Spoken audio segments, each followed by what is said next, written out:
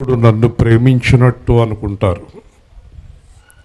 కాదండి, ఇలా జరిగితే దేవుడు ప్రేమించాడని కాదు. ఎలా జరుగుతున్నా దేవుడు ప్రేమిస్తున్నాడు. మా చిన్నపిల్లలు కింద కూర్చోండి, కుర్చీలోంచి లేచి. పెద్దవాళ్ళు ఎవరైనా నిలబడితే పిల్లలు కూర్చోకండి కుర్చీలో. అది కూడా నేను చెప్పనక్కర్లా, పిల్లల ఒళ్ళో కూర్చోపెట్టుకోండి. పెద్దవారికి కుర్చీ ఇవ్వండి. వింటున్నారా? దేవుని ప్రేమ భేదాలు లేనిది, షరతులు లేనిది. వినాలి, మాట్లాడకూడదు. మనకి అన్ని షరతులు, భార్య తరఫు వారా, భర్త తరఫు వారా, కూతురు తరఫు వారా, కొడుకు తరఫు వారా, చాలా షరతులు ప్రేమించడానికి. మనకి డబ్బున్నవారా, డబ్బు లేనివారా, అందమైన వారా, అందము లేనివారా, ఆరోగ్యంగా ఉన్నారా, ఆరోగ్యంగా లేరా, మనోళ్ళేనా, మనోళ్ళు కాదా, ఇన్ని షరతులతో ఉంటుంది మన ప్రేమ. అలా అనుకుంటే ఎవ్వరూ రక్షణ పొందలేరు. కానీ మనకెందుకు ఆ హృదయం రావడం లేదు? మనమెందుకు ఇలాంటి భేదాలు కలిగి ఉన్నాం?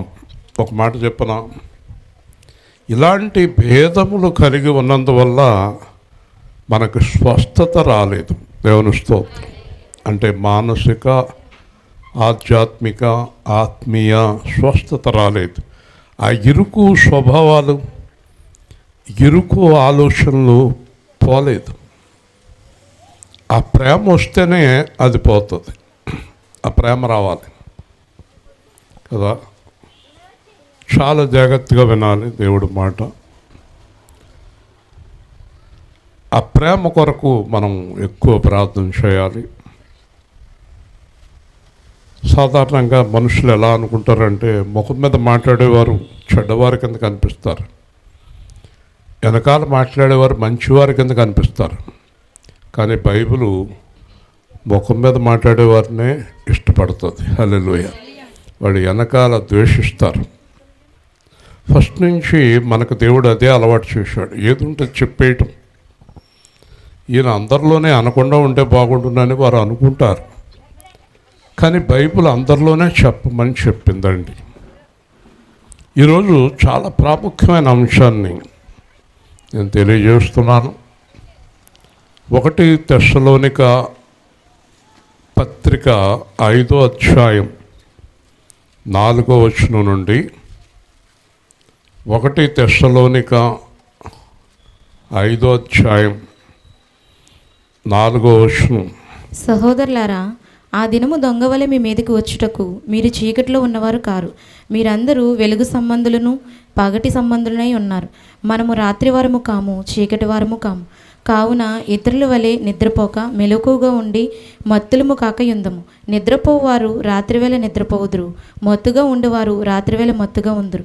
మనము పగటి వారమై ఉన్నాము గనుక మత్తులమై ఉండక విశ్వాస ప్రేమలను కవచము, రక్షణ నిరీక్షణను. రక్షణ పొందిన వారిలో 2 ఉన్నారని బైబిల్ ఎప్పుడు చెప్తూ ఉంటుంది.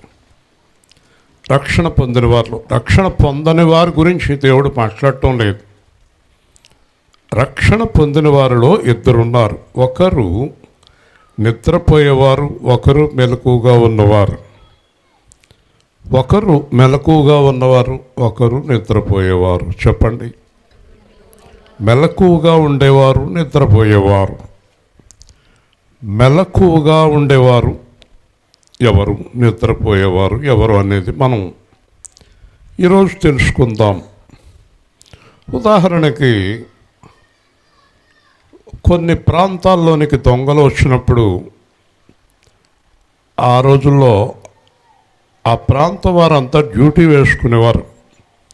ఈరోజు ఈ 4 కుటుంబాల వాళ్ళు మనం ఈ రాత్రి గస్తీ తిరుగుదాం, మరలా రేపు రాత్రి 4 కుటుంబాలు. మేము కేజీఎఫ్లో ఉన్నప్పుడు కూడా బెంగళూరు అలాంటి ప్రాంతాల్లో అలా జరుగుతూ ఉండేది. ఒక 4 కుటుంబాల్లో మనుషులు వెళ్ళి ఆ వీధంతా తిరిగేవాళ్ళం. తర్వాత మళ్ళీ 4 కుటుంబాలు దొంగలు ఇంకా రారు. ఈ గస్తీ తిరుగుతున్నప్పుడు వాళ్ళు రారు, భయం. దొంగలు ఎవరింటికి వస్తారంటే నిద్రపోయేవారి ఇంటికి వస్తారు. దేవుని స్తోత్రం. మెలకుగా ఉన్నవారి ఇంటికి రారు. ఇక్కడ దేవుడు ఏమంటాడంటే ఈ నిద్రపోయేవారు గురించి మత్తుగా ఉండేవారు అంటాడు. ఈ మత్తుకి కారణం ఒకటి లోకం మీద ప్రేమ, డబ్బు మీద ప్రేమ, శరీరం మీద ప్రేమ, పాపం మీద ప్రేమ. వీళ్ళు మత్తుగా ఉంటారు. వీళ్ళు మెలకుగా ఉండరు. అంటే ప్రార్థన కానీ, స్తుతులు కానీ, వాక్యం కానీ, పరిశుద్ధత కానీ వీళ్ళలో ఉండదు. రక్షణ పొందారు, విడిచిపెట్టారు, మామూలుగా జీవిస్తున్నారు. వీళ్ళు నిద్రపోయేవారు. మామూలుగా బైబిల్లో ఆయన దొంగవలె వచ్చును నిద్రపోకుండా అంటే, నిద్ర అంటే అది మామూలుగా పడుకునే నిద్ర కాదు. మెలకు అంటే లెగిసి కూర్చుని చూసేటటువంటి మెలకువ కాదు. నిద్ర అంటే లోకాన్ని ప్రేమించేవారు, మెలకువ అంటే పరలోకాన్ని ప్రేమించేవారు. దేవుని స్తోత్రం. ఇంకా తిరక్కమ్మ తల్లి, ఇప్పుడు చాలాసేపు తిరిగేసావు, 10 సార్లన్నా తిరిగేసావు. కాబట్టి అది మెలకుగా ఉంటాం అన్నారు అనుకోండి, మనం ఏం చేయలేం. కాబట్టి మెలకువ, నిద్ర, ఓకేనా? రైట్. ఇక్కడ దేవుడు ఏం మాట్లాడుతున్నాడో చూద్దాం. ఆ దినము దొంగవలే మీ మీదకు వచ్చుటకు మీరు చీకటిలో ఉన్నవారు కాదు. ఈ ప్రవీణ్ పగడాలు అనే అతను యాక్సిడెంటో మరి ఏదో అనుకుంటున్నారు. చాలా గొడవ కింద ఉంది 2 రాష్ట్రాలు. కానీ ఆయన సందేశాలు నేను చాలాసార్లు విన్నాను. ఒకసారి అనుకోకుండా ఆ చిన్నవేలమెల్లో సుబ్బారావు గారు నాకు ఆయనకి కలిపి మీటింగ్ ఏర్పాటు చేశాడు. సుబ్బారావు గారు ఏర్పాటు చేసిన మీటింగ్లో ప్రవీణ్ గారు నేను కలిసి ప్రసంగం చేయాలి. కానీ నేను అప్పటికే హైదరాబాద్ టికెట్లు బుక్ చేసేసుకున్నాను. చాలా బాధపడ్డాడు సుబ్బారావు గారు. ఏమంటే ప్రవీణ్ గారు, మీరు ఇద్దరు వాక్యం ఒక్కలాగా ఉంటుంది, 1 గంట ఆయన 1 గంట మీరు చెప్తారు అనుకున్నాం. మాకు కలిసే అవకాశం లేకపోయింది అప్పుడు. అది దేవుని చిత్తం అనుకోండి. అయితే ఆయన రక్షణ పొందటానికి కారణం, ఆయన సాక్ష్యం ఏముంటుందంటే, ఆయన ఒక రౌడీగా ఉన్నప్పుడు ఒకరోజు యవనస్తుల కూటానికి వెళ్ళినప్పుడు, నువ్వు చీకటిలో ఉన్నావు, నేను వెలుగును అన్నాడంట దేవుడు. నేను వెలుగును, నువ్వు చీకట్లో ఉన్నావు అన్నాడంట. ఏంటి చీకటి ఏంటి వెలుగేంటి అని ఆలోచించాడట. ఆయన పెద్ద రౌడీ అన్నమాట, కడప. తర్వాత ఆ వాక్యం పట్టుకుని ప్రార్థన మొదలుపెట్టాడంట. ఆ రాత్రి అంతా నేను చీకట్లో ఉన్నాను, వెలుగులో ఉండడు, చీకటి వెలుగు, చీకటి వెలుగు అని ఆలోచించి ఆ రాత్రంతా నిద్రపోకుండా ప్రార్థన చేసి పడుకున్నాడంట. పడుకున్నాక ప్రభు కనిపించి, నువ్వు పలానా ప్రాంతానికి వెళ్ళు, అక్కడ సువార్త చెయ్యని చెప్పారట. దేవుని స్తోత్రం. ఆ రోజు నుంచి ఆయన జీవితం అంటే చీకట్లో నుంచి వెలుగులోకి వచ్చాడు. చీకటి అంటే పాపము, చీకటి అంటే లోకము. ఈ చీకటిలో ఉన్నవారు దేవుడి రాజ్యానికి అర్హులు కారు. ఇప్పుడు పాపం అనేది మ్యాక్సిమం చీకట్లో చేస్తారు. ఆయన్ని చంపిన వారు కూడా 11 గంటల 45 నిమిషాలకు చంపేశారు. అంటే చీకట్లో చంపుతారు, వెలుగులో చంపలేకపోయారు. అయితే చీకటి కార్యాలు అనేవి ఉన్నాయి. తాగుడు, వ్యభిచారం, జూదం, ఎదుటివారిని దోసుకోవటం, ఒకళ్ళ గురించి వెనక్కెళ్ళి ఇద్దరు కుట్ర చేయటం, వెనకాల ఆలోచన చేయటం, పాపం చేయటం, దొంగతనం చేయటం, మోసం చేయటం. ఇది చీకటి బ్రతుకు, వెలుగులో ఉన్నటువంటి జీవితం కాదు. మార్చి 10వ తారీఖు రాత్రి నీకు వెలుగు వచ్చింది లేగో అన్నాడు. అదే వాక్యంతో నన్ను పిలిచాడు దేవుడు. నేను చీకటి అనుకోలేదు, నేను చేస్తున్నది చీకటి అని ఎప్పుడు అనుకోలేదు. ఎందుకంటే నన్ను అందరూ పొగిడేవారు, ఆహాహా ఓహోహో అనేవారు. నేను అది వెలుగు అనుకున్నాను. అలాగే నా ఉద్యోగం పోయిన తర్వాత చైర్మన్ గారు నేను ప్లాన్ వేసిన బిల్డింగ్ పూర్తి చేసి ఆ బిల్డింగ్ పక్కకే ఓపెనింగ్ చేశాక పక్కకే ఇద్దరు ముగ్గురిని కాకేసి కళ్ళంట నీళ్ళు పెట్టుకున్నాడంట. మూర్తి గారి కోసం చేశాను ఇవన్నీ. ఆయన కూర్చోవాలి దీంట్లో, ఎవడో కూర్చుంటున్నాడు. ఆయన వెలుగును పోగొట్టుకున్నాడు అన్నారట. దేవుడే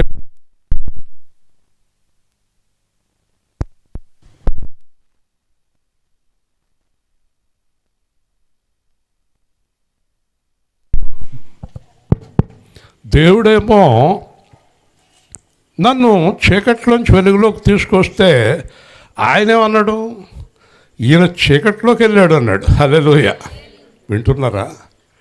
లోకంలో బాగా డబ్బు ఉంటే వెలుగులో ఉన్నట్టు, మేడలు కారులు ఉంటే వెలుగులో ఉన్నట్టు కదా, బాగా పెద్ద పదవిలో ఉంటే వెలుగులో ఉన్నట్టు, బాగా ఐశ్వర్యం ఉంటే వెలుగులో ఉన్నట్టు. డబ్బు లేకపోతే ఏదో కాలిన వాసన వస్తుంది, ఏదో కాలిపోతుంది.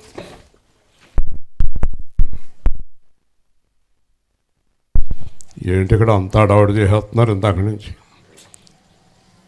తీసారా? అసలు మీకు వచ్చిందా వాసన? ముక్కులు బాగా పనిచేయాలి. నాకు చెవులు కాస్త ఇబ్బంది, కానీ ముక్కులు కళ్ళు బాగా పనిచేస్తాయి. మిగతా వాళ్ళకి అవి ఏ పని చేయవు. ఓకే, వింటున్నారా? ఇప్పుడు క్రైస్తవులు కూడా ఏది వెలుగు అనుకుంటున్నారంటే, సతీష్ కుమార్ గారు గొప్ప వెలుగులో ఉన్నాడు. మనం ఒక చోటుకి వెళ్ళాను, శనివారం సువార్త చేశాను. ఆ లోపలికి వెళ్ళాను, మా అబ్బాయికి పెళ్లి కుదురుతులేదండి, కాస్త ప్రార్థన చేయండి అందావిడి. లోపలికి వెళ్తే ఆ టీవీ మీద ఫోటో ఉంది, సతీష్ కుమార్ తోటి దిగాడు ఫోటో. ఎంత వచ్చాడమ్మా అంటే 25,000 ఫోటోకి. మనకు దగ్గర ఎంతమంది ఫోటోలు దిగుతారు? 25 రూపాయలు కూడా ఇవ్వరు మనకి. అది వెలుగు అనుకుంటున్నాడు అతను, అది చీకటి. ఎందుకు అవన్నీ అతనితో ఫోటో దిగి ఇంట్లో పెట్టుకుంటే ఏం ప్రయోజనం? పెళ్ళి అవ్వలేదు ఫోటో దిగిన. కాబట్టి ఏంటంటే, ఇప్పుడు డబ్బున్న వాళ్ళని, బాగా కార్లు మేడలు విమానంలో వచ్చిన వాళ్ళని వెలుగులో ఉన్నట్లు లెక్క కదండి. మా అబ్బాయి ఏం సంపాదించుకోలేకపోయాడు పాపం, చీకటి జీవితం అయిపోయింది. అంటే డబ్బు సంపాదించకపోతే చీకటి జీవితం. చూసారండి? కానీ దేవుడి దృష్టిలో వెలుగులో ఉన్నవారు ఎవరో తెలుసా? దేవుడి దృష్టిలో వెలుగులో ఉన్నవారు దేవుని యందు హృదయం నిలిపినవారు. హల్లెలూయా. ఈ హృదయంలో దేవుడు ఉన్నాడు అనుకోండి, వాళ్ళు వెలుగులో ఉన్నారు. హృదయంలో దేవుడు లేడు అనుకోండి, వాళ్ళు చీకట్లో ఉన్నారు. వాళ్ళు చీకటి కార్యాలు చేస్తారు. అంటే వెనకాల ప్లాన్లు వేస్తారు, మోసం చేస్తారు, కాపురాలు కూలుస్తారు, జీవితాలు కూలుస్తారు, సంఘాలు కూల్చే పాస్టర్లు ఉన్నారు, విశ్వాసులు ఉన్నారు, చాలా భయంకరమైన వారు ఉన్నారు. రాత్రి విక్టర్ గారని ఈ మధ్యన ఎక్కువగా ఆయన వాక్యం వింటున్నాను. రాత్రి చెప్పాడు, మనము ఎదిరించవలసిన శత్రువు, ప్రధాన శత్రువు అని అడిగాడు. కింద కూర్చున్న 1000 మంది కూర్చున్నారు. మనం ఎదిరించవలసిన ప్రధాన శత్రువు ఎవరు? ప్రసన్నమణి గారు అప్పుడే చెప్పేస్తుంది. అప్పవాది అన్నారు. కింద ఉన్న వాళ్ళందరూ తప్పట్లు కొట్టేశారు, మీరు కొట్టేస్తారు. కాబట్టి ఆయన అన్నారు, అపవాది కాదు, నువ్వే, నీ శరీరమే శత్రువు. హల్లెలూయా. ప్రథమ శత్రువు ఎవరో? నీ శరీరం, నీ మనస్సు, నీ ఆలోచన, నీ క్రియలు. నువ్వు శత్రువి. గుర్తుపెట్టుకోండి, సాతాను బయట నుంచున్నాడు, ప్రభువు బయట నుంచున్నాడు. నీ హృదయాన్ని బట్టి జాగ్రత్తగా విను. నీ హృదయాన్ని బట్టి దేవుడు వస్తాడు, నీ హృదయాన్ని బట్టి సాతాను వస్తాడు. నీ హృదయంలో ఉండే ఆలోచన బట్టి నీ లోపలికి దేవుడు వస్తాడు, నీ హృదయంలో ఉండే ఆలోచన బట్టి నీ లోపలికి సాతాను వస్తాడు. రాత్రి ఆయన చెప్పాడు, ఇంచుమించు అందరిలోనే సాతాను నివాసం చేస్తున్నాడు. హల్లెలూయా. యేసు ప్రభు ఎవరి హృదయంలో నివాసం చేయటం లేదు. ఎందుకంటే ఈ హృదయం మోసకరమైనది, పాపాన్ని నాశించే హృదయం, లోకాన్ని నాశించే హృదయం, డబ్బు నాశించే హృదయం. ఆటోమేటిక్గా మన హృదయం డబ్బు మీదకే వెళ్ళిపోతుంది. డబ్బు దొరికిన తర్వాత సుఖం మీదకి వెళ్తుంది, సుఖం దొరికిన తర్వాత ఇంకా దేని మీదకో వెళ్తూ ఉంటుంది కదా. మా అమ్మమ్మ చిన్నప్పుడు నాకు ఒక కథ చెప్పింది. ఒకడు తపస్సు చేశాడంట, దేవుడు వచ్చాడంట, ఏం కావాలబ్బాయి, నేను ఏదనుకుంటే అది అయిపోవాలన్నాడంట. ఒరే పిచ్చోడా, అది దేవుడికి తప్ప నీకు కుదరదురా, చాలా ప్రమాదం రా అన్నాడంట. మీరు నాకు ఇస్తే ఇవ్వండి, లేకపోతే వెళ్ళిపోండి అన్నాడంట దేవుడిని. నీ కర్మరా అన్నాడంట దేవుడు. ఇది కర్మ అంటాడేటి. వెంటనే వెళ్ళాడు. నాకు పెద్ద తోట కావాలి, తోట వచ్చేసింది. ఈ తోటలో పెద్ద భవనం అన్నాడంట, భవనం వచ్చేసింది.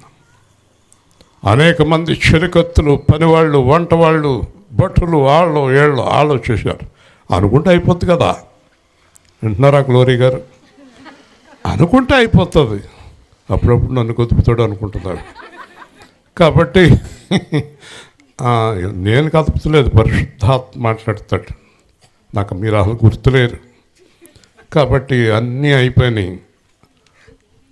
ఊర్వశి కానీ రంభ మేనక ఆడకన్నా అందమైన పెళ్ళం కావాలన్నాడంట. వచ్చేసింది, తిప్పుకుంటూ వచ్చేస్తుంది. ఏంటి వెంటనే వచ్చేస్తుంది, కొంప తీసేమో దెయ్యం అనుకున్నాడంట. దెయ్యం అయిపోయింది. మింగేస్తుందేమో, నన్ను మింగేసింది, అయిపోయింది. ఇది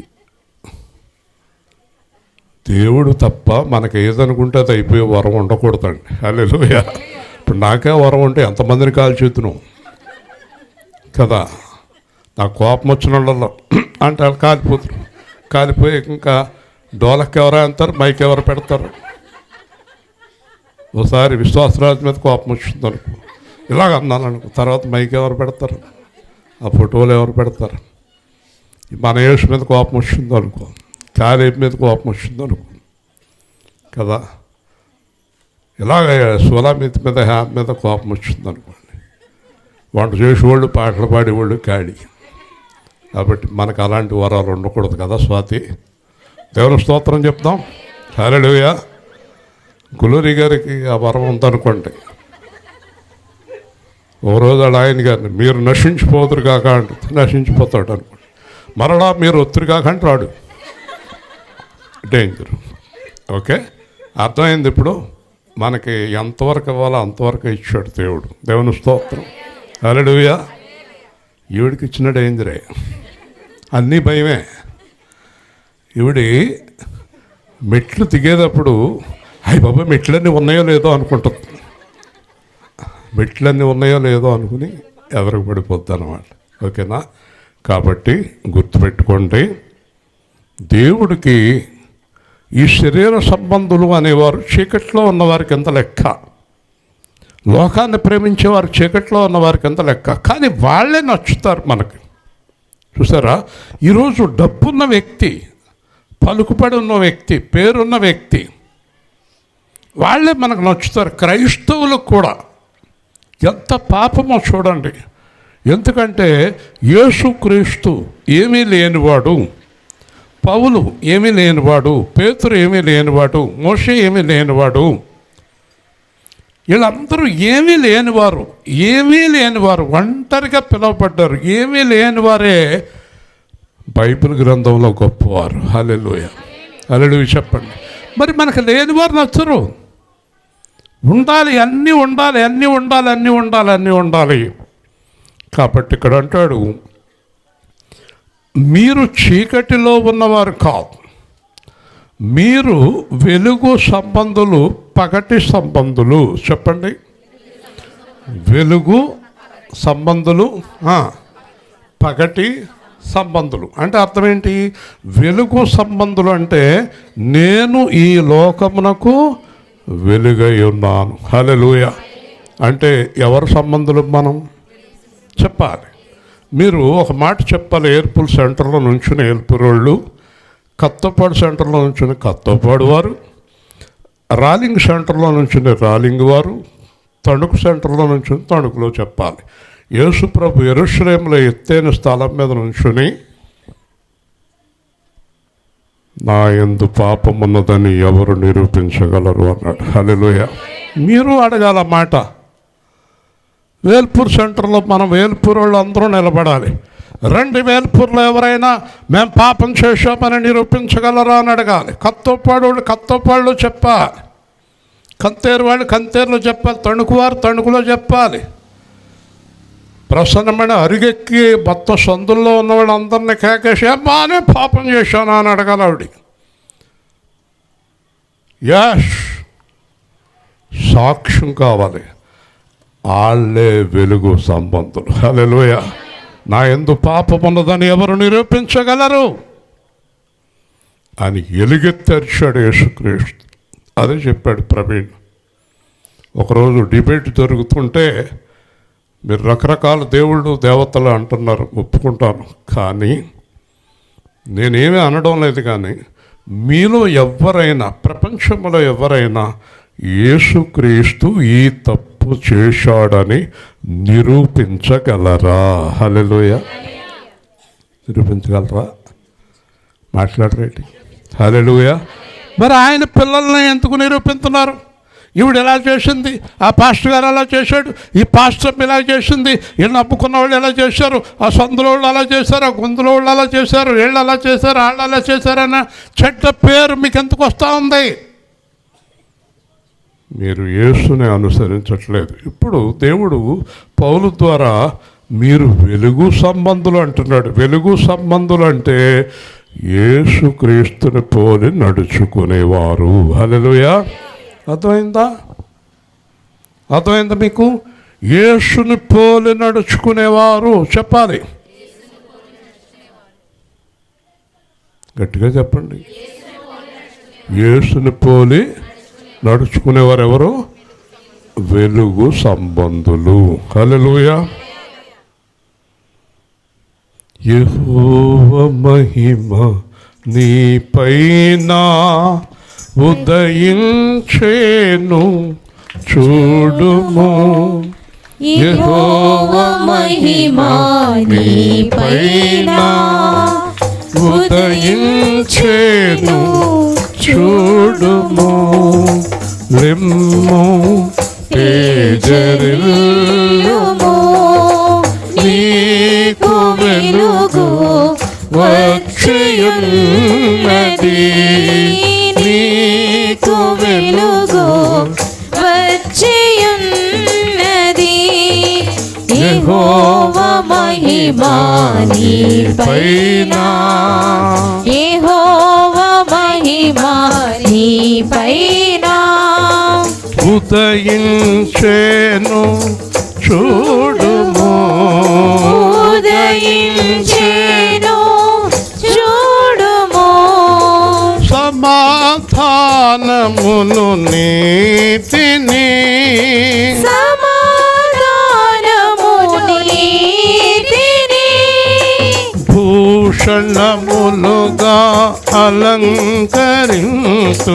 భూషణములుగా అలంకరింతును. నీ దేశమున ప్రఖ్యాత రక్షణ, నీ దేశమున ప్రఖ్యాత రక్షణ కొలువై ఉండును యెహోవా వాక్కు.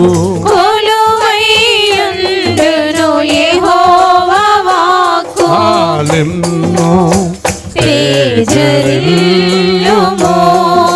నీకు వెలుగు వచ్చియున్నది.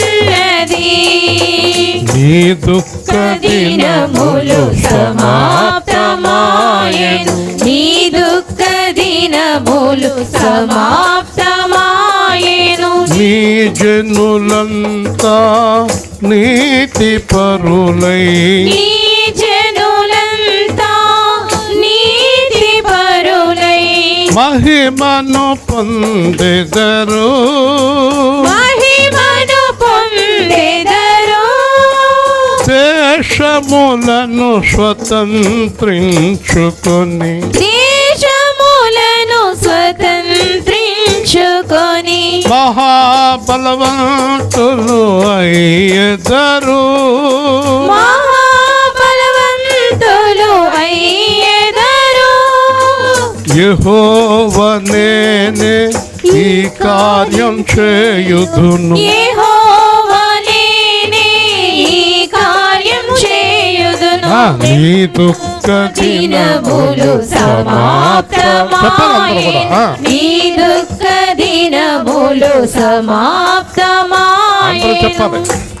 చెప్పండి నీ దుఃఖ దినములు సమాప్తమాయెను నీ దుఃఖ దినములు సమాప్తమాయెను నీ దుఃఖ దినములు సమాప్తమాయెను స్తోత్రం. హల్లెలూయా. మీకు అందరికి ఒక హెచ్చరిక.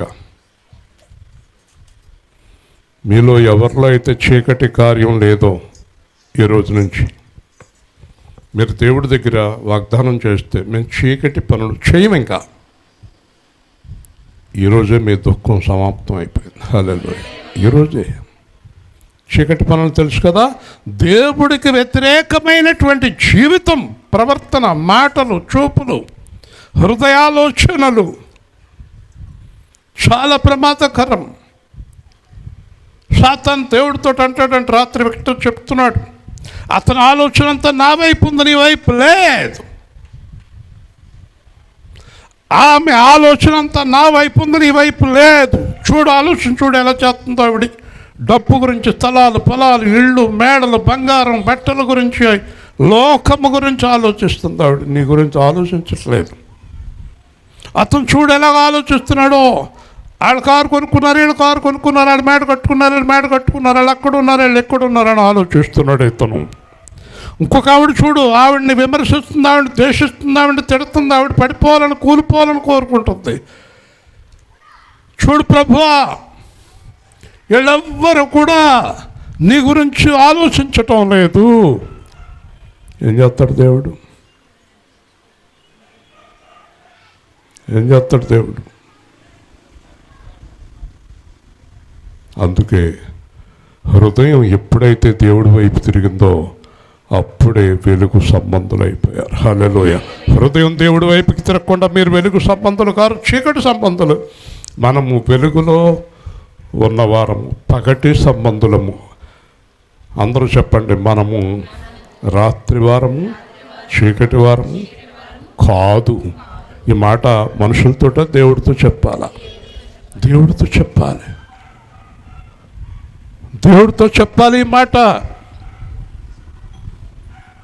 నన్ను ఎవరో ఏదో పని మీద ఎలా రండి, అక్కడ మాట్లాడదాం, నేను రాను, ఇక్కడ మాట్లాడాను. ఎవరికో ఆయనకి అప్పుడే చెప్పకండి అన్నాడు. నేను వాళ్ళు వచ్చేటప్పటికి నేను ఆయన దగ్గర ఉంచున్నాను. అయ్యి బాబు ఇప్పుడు వచ్చాడు ఈయన. వాళ్ళకి ఒకటి అర్థమైపోయింది, ఈయన దగ్గర మనకు పని అవ్వదు. హల్లెలూయా. చీకటి వద్దు మనకు అసలు. చెవులు కొరుక్కునేదొద్దు, రహస్యంగా మాట్లాడేదొద్దు, ఎవరినో బతుకులు పాడు చేసేదొద్దు, ఎవరినో మోసం చేసేదొద్దు. మనం దేవుడి సంబంధులు. యేసు ప్రభు ఎక్కడైనా రహస్యంగా చీకటిగా మాట్లాడా? ఇలా పక్క వెళ్దాం రండి మాట్లాడుకుందాం అని చెప్పాడా? మాట్లాడలేదు. వినండి, ఆ దినము దొంగవలే మీ మీదకి వచ్చుటకు మీరు చీకటిలో ఉన్నవారు కాదు. ఏ దినము? రాకడ దినము. రాకడ దినము. ఏ దినము? యేసు ప్రభు మధ్యాకాశానికి వచ్చేటటువంటి దినం. మొత్తం 3 దినాలు క్రైస్తవ జీవితంలో. 3 దినాలు. మొదటిది రక్షణ దినము. యేసు ప్రభు ఈ లోకానికి వచ్చి వెళ్ళిపోయిన తర్వాత రక్షణ దినాన్ని ప్రకటించాడు. అంటే మనం రక్షింపబడిన దినము. 2 ఎత్తబడే దినము. దేవుని స్తోత్రం. ఏ దినం అది? మధ్యాకాశానికి యేసు ప్రభు వచ్చినప్పుడు మనం అందరం పైకి వెళ్ళిపోతాం. 3వది 1000 ఏళ్ల పరిపాలన కొరకు అందరం కలిసి కిందకు వస్తాం. ఒక అద్భుత దినం అది. హల్లెలూయా. అక్కడితో అయిపోయింది 3 దినాలతో. అయితే ఇక్కడ చెప్పబడేది ఏంటంటే మధ్యాకాశానికి యేసు ప్రభు వచ్చే దినము. ఆ దినము దొంగ వలె వచ్చును అన్నాడు, మెలకుగా ఉండన్నాడు. ఇప్పుడు నేను ఇందాక చెప్పాను, రాత్రంతా గస్తీ తిరిగే వారి దగ్గరికి దొంగోడు రాగలడా? రాలేడు. ఇక్కడ ప్రభు చెప్పేది ఏంటంటే మీ మధ్యాకాశానికి యేసుప్రభు వచ్చినప్పుడు మీరు మెలకు కలిగి, ప్రార్థన కలిగి, పరిశుద్ధత కలిగి, యథార్థత కలిగి ఉన్నప్పుడు మీరు హాయిగా పడుకున్నా కూడా మిమ్మల్ని తీసుకెళ్ళిపోతాడు ఆయన. హల్లెలూయా. అంటే సిద్ధపాటు. 2 విషయాలు మనం గుర్తుపెట్టుకోవాలి. ఒకటి, మరణం రాకడ. మరణం వచ్చినా ప్రమాదమే. ఒకవేళ మనం పాపంలో ఉండగా మరణం వచ్చింది, ఎత్తపడం. 2, ఆయన వచ్చేటప్పటికి మనం పాపంలో ఉన్నాం, ఎత్తపడం. కాబట్టి ఇప్పుడు మనందరం పూర్తిగా వదిలిపెట్టవలసింది, మర్చిపోకండి, ఏది వదిలిపెట్టాలి? పాపాన్ని వదిలిపెట్టాలి. హల్లెలూయా. పాపాన్ని వదిలిపెట్టాలంటే పాపానికి సంబంధించినవి అన్నీ వదిలిపెట్టేయాలి. అబద్ధము, మోసము, కుట్రలు, ఈర్ష్య, ద్వేష, అసూయలు, ఇవన్నీ పాపానికి సంబంధించినవి, దేవుడికి సంబంధించిన లక్షణాలు కాదవి. మీరు ఇంటికెళ్ళి గలతీ పత్రికలు చదువుకోండి.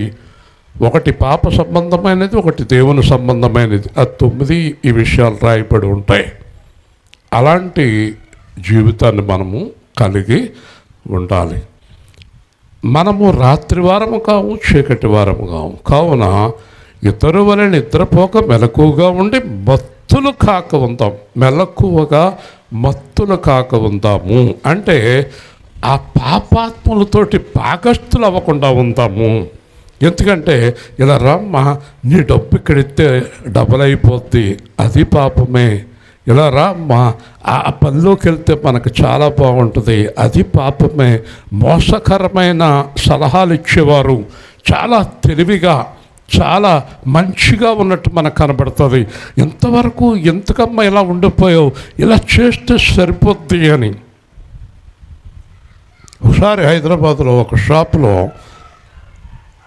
ఉద్యోగాలు పిలిచాడు ఆడపిల్లలను అందరినీ కూడా 20-25 వయసు మధ్యలో ఉన్న వాళ్ళని పిలిచాడు.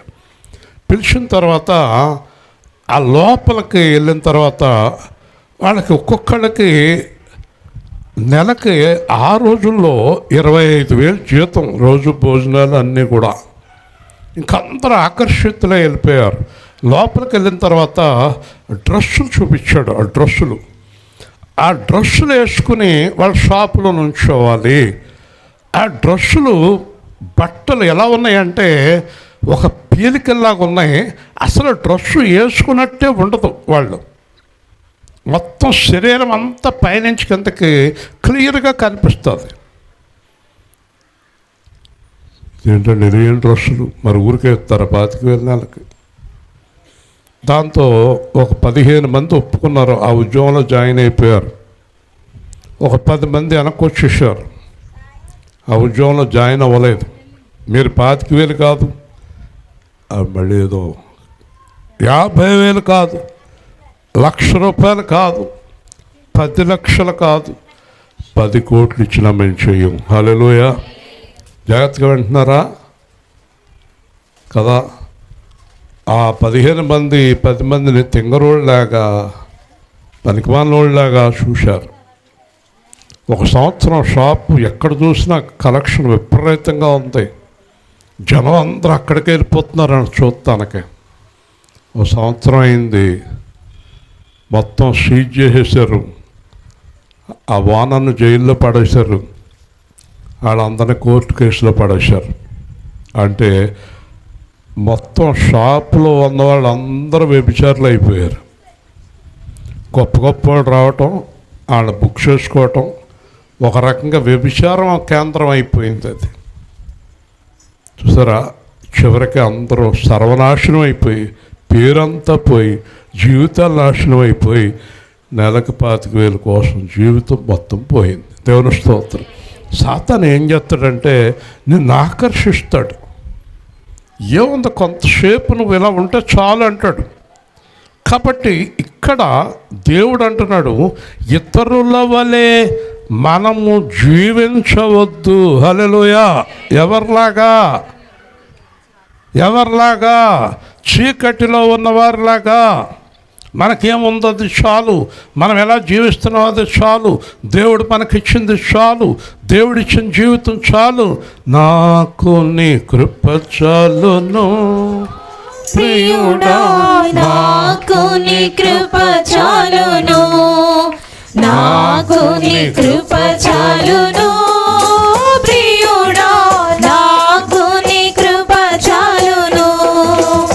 శ్రతలేని పావురము వలె నేను మూల్గుచుంటిని నేను చేరుటకై, నాదాని ఆలస్యమైతే నాదాని ఆలస్యమైతే జరకుండా కాపాడుము, నన్ను పడకుండా నిలబెట్టుము. మొదటి చరణంలో అలాంటి దరిద్రులతో నన్ను కలవకుండా కాపాడు అంటున్నాడు. ఇది మొదటి చరణం. జారిపోయాక, పడిపోయాక ప్రభువా అనే కంటే జారొద్దు, పడిపోవద్దు. వింటున్నారా? సింహపు బోనులో పడవేసినను, అగ్ని మధ్యలో నన్ను ఉంచినను, హృదయము కలవరపడు సమయములో జారకుండా కాపాడుము, నన్ను పడకుండా నిలబెట్టుము. ఇంత చెప్పారు శ్రేణి పగడాల ప్రవీణ్తో. చంపేస్తాను నిన్ను, చంపేసుకోవాలన్నాడు. నేను చంపేసుకో. కాబట్టి సింహాపంలో వేసేస్తానంటే ఎస్కా అన్నాడు దానియేలు. అగ్నిగుండంలో వేస్తాం ఎస్కా, హాయ్ బాబాయ్ బాబాయ్ బాబాయ్ బాబాయ్ బాబాయ్ బాబాయ్ అని పడిపోవద్దు. ప్రాణం పోతుంది, నష్టం ఏంటి? ఏడుతో ఎందుకు అలాగా? శని ఏడుపు. నా దగ్గర ఎలా పోయిందండి, ఇది ఎలా పోయింది, అది అలా పోయిందని ఏడ్చేవాళ్ళు అంటే నాకు చిరాకు. నేను ఆడను, ఏడ్చేవాళ్ళు అంటే నాకు చిరాకు. ఆడకు, పోయింది పోనే, ఆడకు. ఎవరో చెప్తారు, మీరు మీ దగ్గర తీసుకున్నది ఇప్పుడు 30 కోట్లు అయిపోయింది, నెత్తినేసి కొట్టుకోవా దాన్ని, నాకు అక్కర్లేదు, ఐఎమ్ హ్యాపీ. కాబట్టి ఇక్కడ సింహపు పోన్లో వేస్తామన్నా కూడా పడిపోవద్దు అంటున్నాడు దేవుడు. హల్లెలూయా. కోట కోసం భ్రష్టుడైన యేషావు. పాస్టర్లు కానీ విశ్వాసులు కానీ అలాగే పడిపోతున్నారు, అన్నింటికి పడిపోతున్నారు. మీరు పడటానికి ఏర్లేదు. ఏ సేవా కేంద్రంలో ఉంటే ఒక్క విశ్వాసు కూడా పడటానికి ఏర్లేదు. హల్లెలూయా. వినిపిస్తుందా? తర్వాత ఆశ్రయించుటకు స్థలమే లేదు, ఆదరించెడి మనుషులు లేరు, సంపూర్ణ జీవము కలిగిన నాదా, నీవే నా ఆదరణ, భూమిలో నీవే నా ఆశ్రయం. ఎవరో అన్నారంట హెప్సిబా గారిని, స్థలం ఇచ్చేసావు, అన్నీ ఇచ్చేసావు, ఏముంది నీకు, ఎక్కడ బతుకుతావు, ఎలా బతుకుతావు, అంత ఇంకరదానం ఏంటి కదా. ఎలాగా ఆవేశంలో ఏ సేవా కేంద్రానికి ఇచ్చేసాను, అయ్యో ఎవరు లేరు నాకు, ఎవరు నన్ను చూస్తలేదు, బాధపడకమ్మా అని ఈ ఓదార్చుడు ఒకడు. నేను ఊరికే ఉదాహరణ చెప్తున్నాను, ఆవిడ ఆడలేదు. ఉదాహరణ, ఆవిడ అన్నవాళ్ళు ఎవరో తెలుసు నాకు, ఇన్ఫర్మేషన్ వచ్చేసింది. ఏంటంటే మీరు ఎవరైనా ఎక్కడ మాట్లాడుకున్నా నా దగ్గరకు వచ్చేస్తుంది. దేవుని దోష చెప్తాడు, చూడాలి అలా మాట్లాడుకుంటున్నారు అంటాడు. దేవుని స్తోత్రం కదా. చూసారా, వింటున్నారా?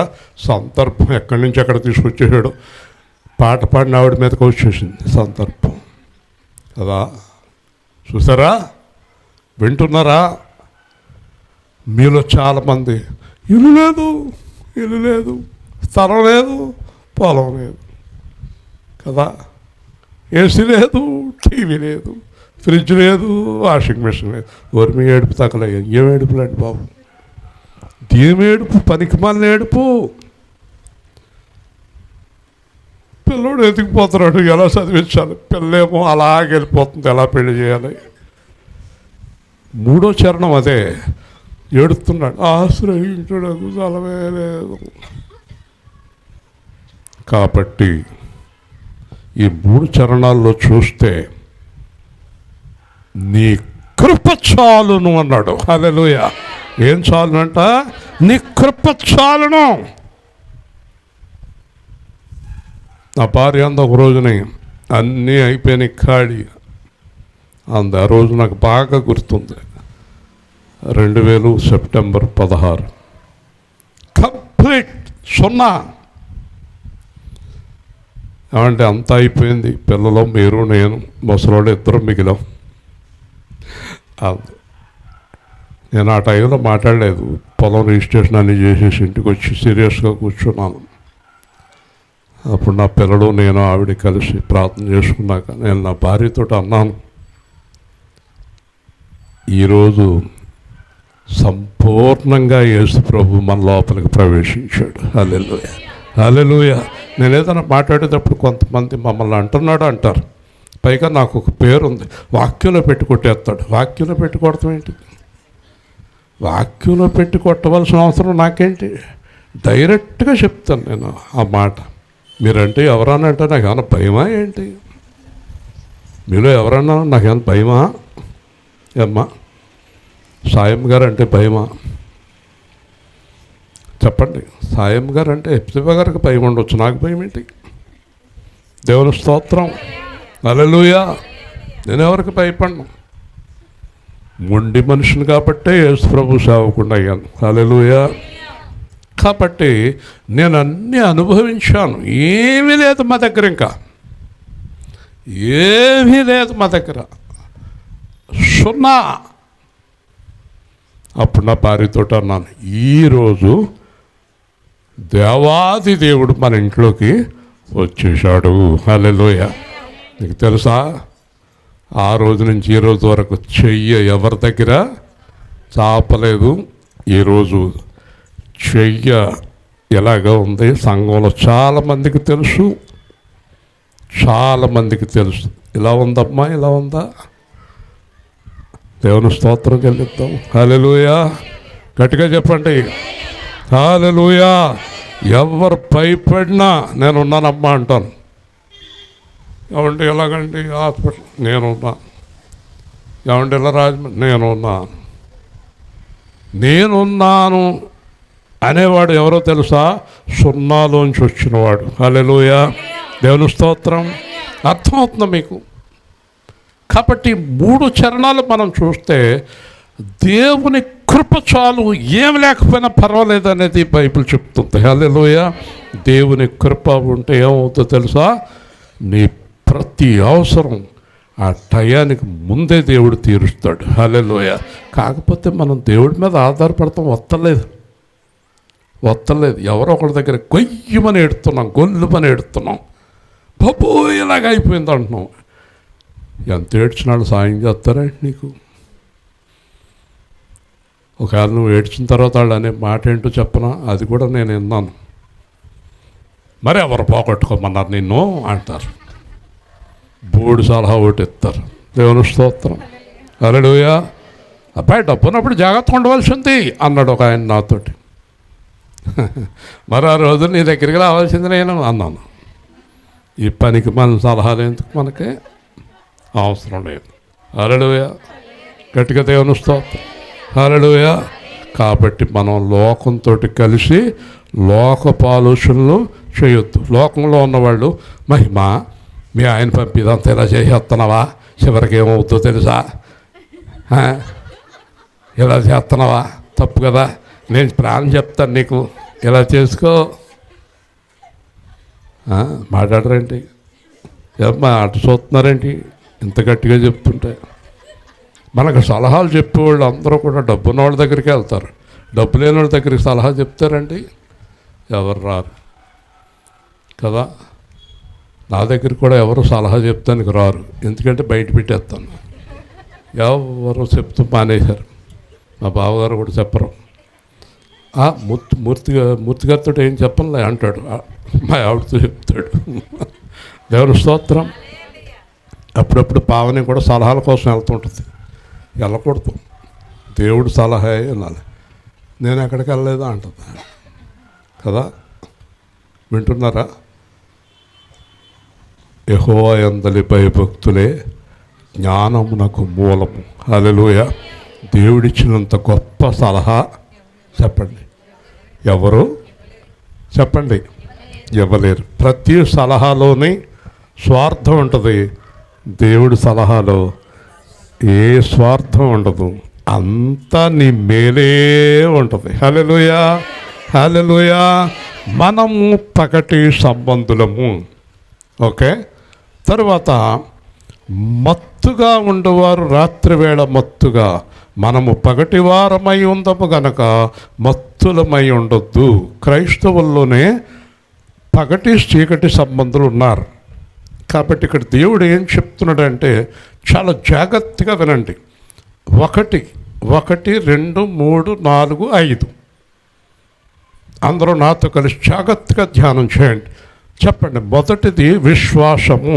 చెప్పాలి గట్టిగా, విశ్వాసము. 2 ప్రేమ. చెప్పాలి, ప్రేమ. 3 రక్షణ. చెప్పాలి.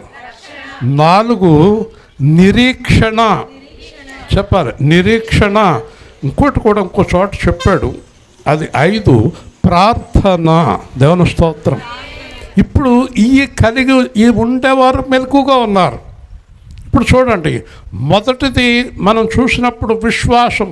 విశ్వాసం అంటే ఏంటంటే దేవుడే చూసుకుంటాడు. అమ్మ ఎలా జీవిస్తావమ్మా, నీ జీవితం ఎలాగ వెళ్తుందమ్మా, దేవుడే చూసుకుంటాడు. మరి ఇన్ని కార్యాలు ఎలా చేయగలవమ్మా, దేవుడే చూసుకుంటాడు, దేవుడే చూసుకుంటాడు. చాలామంది మనల్ని డిస్కరేజ్ చేస్తారు. అయ్యో నువ్వు ఎలా చేయగలవమ్మా, నువ్వు చేయగలవా, నువ్వు ఇలా ఉండగలవా, నువ్వు అలా చేయగలవా, దేవుడే చూసుకుంటాడు. విశ్వాసం. 2 చూడండి జాగ్రత్తగా, ప్రేమ. ఎవరినైనా చెప్పండి, చెప్పాలే, ద్వేషం అనేది ఎవరి మీద ఉండకూడదు, అందరినీ చెప్పండి. ప్రేమ చెప్పాలి, హృదయంలో దాచుకోండి ఇవి. ప్రేమ. 3 రక్షణను కాపాడుకోవాలి. చెప్పండి, దేవుడిచ్చిన రక్షణను. తెల్లని బట్టలేసి పిల్లల్ని ఏం చెప్తామండి, ఒరే బుర్ర దగ్గరికి, పందుల దగ్గరికి, గేదెల దగ్గరికి ఎల్లకరా నాన్న అని చెప్తాం కదా. రక్షణ. నిరీక్షణ. నిరీక్షణ, నేను ఈ లోక సంబంధిని కాదు, ఒకరోజు దేవుడు వచ్చి నన్ను తీసుకెళ్ళిపోతాడు. హల్లెలూయా. నాకు ఈ లోకానికి సంబంధము లేదు. ఈ లోక సంబంధులు ఇలాంటివన్నీ ఏర్పాట్లు చూసుకుంటారు. నా తర్వాత నా పిల్లలు ఎలాగా, ఆ పిల్లల తర్వాత పిల్లలు ఎలాగా, ఆ పిల్లల తర్వాత పిల్లలు ఎలాగా. ఒక రోజున మా వీధిలో ఒక అతను పొలం బేరం పెట్టాడు. పొలం బేరం పెడితే మేమందరం చూడటానికి వెళ్ళాం. ఏదో మరి కూరగాడ కోసం అంటున్నాడు. నేను పక్కన ఉన్నవాడిని అడిగాను, కూరగాడ అంటున్నాడు. వాళ్ళ అబ్బాయి ఎంత 10వ తరగతి ఇంటర్మీడియట్ అన్నాను. కాదు, వీడికి 60, ఆడి కొడుక్కి 50, 45 అంటున్నాడు. మరి కూరగాడ అంటాడు ఏంటంటే ఆడు అదో టైపు. కూరగాడ అంటున్నాడు. కూరగాడ కోసమే బతుకుతున్నాడు అంటే ఇతను. ఏం చేస్తున్నారు తెలుసా 3 పిల్లలు కూరగాడ కోసం? ఎవరి కోసం చెప్పు, యోనా తల్లి చెప్పు, ఎవరి కోసం? కూరగాడ చెప్పు. నేను బతుకుతున్నది కుర్రగాడ కోసం, కుర్రదాని కోసం. అసలు నేను బతికేది కుర్రగాడ కోసం, కుర్రదాని కోసం. అర్థమైందా? కొబ్బరి తోట, అది కొబ్బరి తోట. వాళ్ళ ఇంట్లో ఒక కొబ్బరికాయ ఉండదు. కుర్రగాడ కోసం కొబ్బరికాయలు నేను తెస్తాను, ఒక్కటి కూడా ఇంటికి తేను. మీ చెల్లెలు కూడా కొబ్బరికాయ తేవద్దండి. మా చెల్లెలు ఎవరు? వాళ్ళ ఆవిడ. అది మా చెల్లెలు తేవద్దంటదండి ఇంటికి. ఈ పాల వ్యాపారం చేసేవాళ్ళు ఏం చేయమండి, ఒక్క గ్లాసు పెరుగు పాలు ఇంట్లో పెట్టుకుంటామా, అక్క ఇచ్చే అంటది. ఇచ్చేస్తామండి, ఏం చేస్తామండి, ఊరినెత్తదా? ఆ గ్లాసు పెరుగు పాలు ఊరినెత్తదా? అది మళ్ళీ 15 రూపాయలు, 15 రూపాయలు పెరుగు, 15 రూపాయలు పాలు. ఊరికి పోలేమ్మా, అక్క అన్నావు, అత్తయ్య అన్నావు, ఊరికి పట్టుకెళ్ళి పెరుగు పాలు అంటదా? అందం. మొగుడు వచ్చాడు, పాలని మధ్య ఏమండి ఇచ్చేయనండి.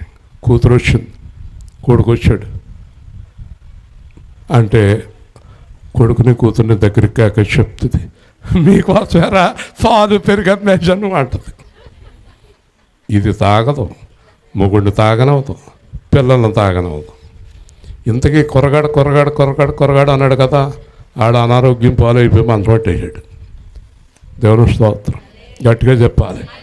ఇది మనకు అవసరం అండి. ఇది దేవుడేమన్నాడు చెప్పండి, సంతృప్తిగా సంతోషంగా జీవించండి. మొన్న చెప్పాను 128 కీర్తన, మీ పిల్లలు మీరు అందరూ సంతోషంగా ఉండండి. ప్రసంగిలో అంటాడు, సంతోషంగా అన్నం తినడం కూడా దేవుడు వరమే. కొంతమంది ఇప్పుడు ఏడుతా అన్నం తింటారట. ఏం చేస్తా? ఏడుతా అన్నం తిన్న వాళ్ళందరికీ గ్యాస్ట్రిక్ ట్రబులే. మళ్ళీ 4 బిళ్ళలు వేసుకోవాలి. దేవుని స్తోత్రం చెల్లిద్దాం. హల్లెలూయా. వింటున్నారా?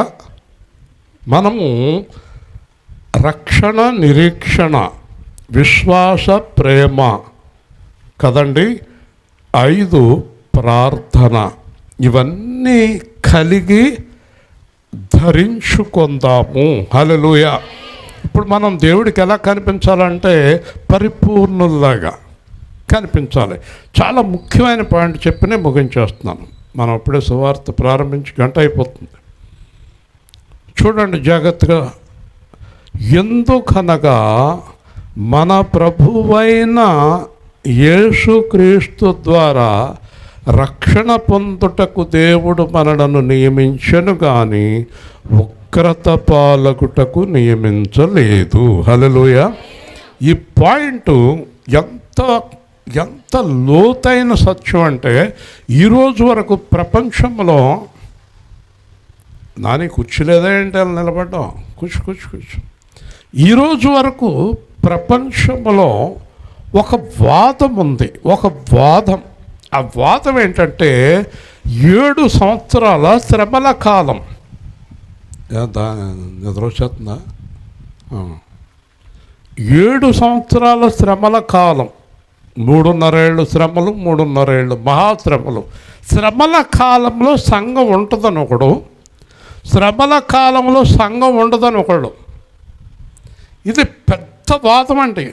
నేను చాలా చిన్న సేవకుడిని, మహా గొప్ప సేవకులే వాదించేసుకుంటారు దీని గురించి.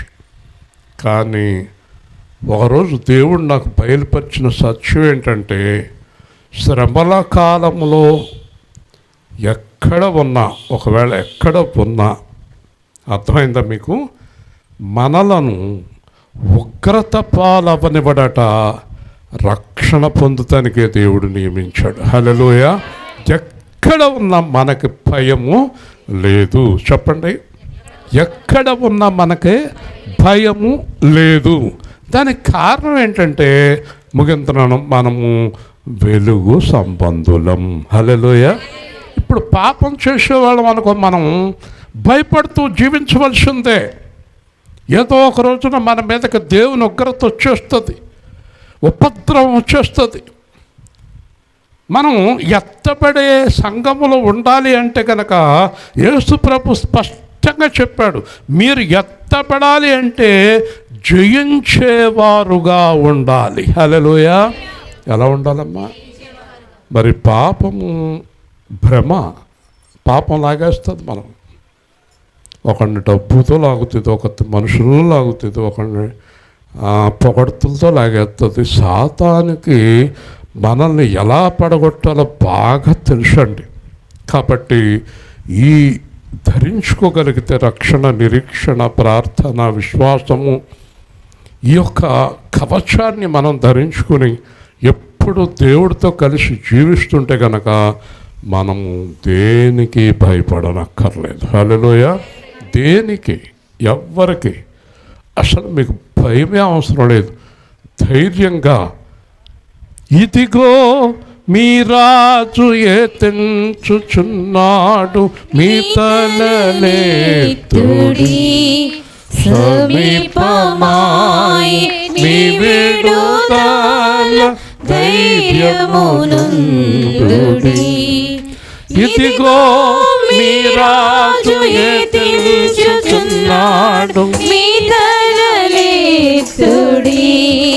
సమీపమాయె మీ విడుదల, ధైర్యమునందుడి.